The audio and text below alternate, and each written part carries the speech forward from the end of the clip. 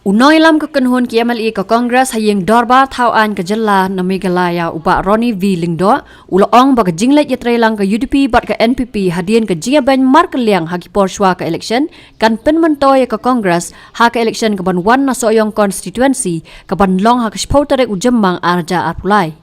Haba kran sikilat patai kubor uba Ronnie V Lyngdoh uloong ba ke song hagi pat ba ban bisar ke ni ke jinglet ye treilang ke UDP bat ke NPP hadian bo pat ba ulo jet ye ki ha ke election. Kumban syukro ba ke Kongres kala penkre ban penyakun dau ba S Osborne Karjana kumukur tong jongka na kebentak election MLA arja arpulai henrei ke jingklat no ukur tong ke UDP uba HDR Lyngdoh sitio shwa ke election kala penlo gibor penya election ban pen sange shwa. Yang mentah ke UDP kalau sei bujli dau persakur jauh ba HDR Lyngdoh kata uba sensyar banyak aireng hak election ban wan. Sohïong Ronnie V Lyngdoh lapan sangat election nomor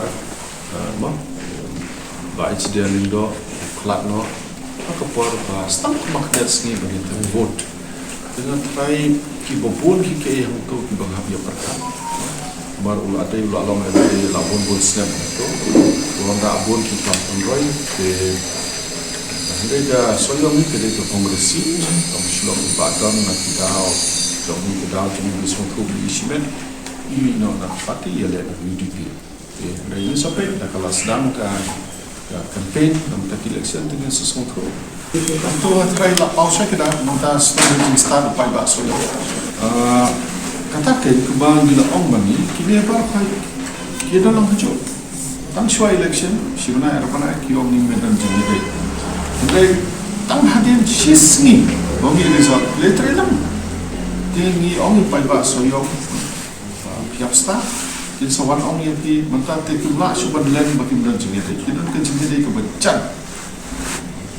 apa siapa nak shua election yang mendan jadi pada NPP bagi UDP mentah don kami super percaya pun kita treilang parah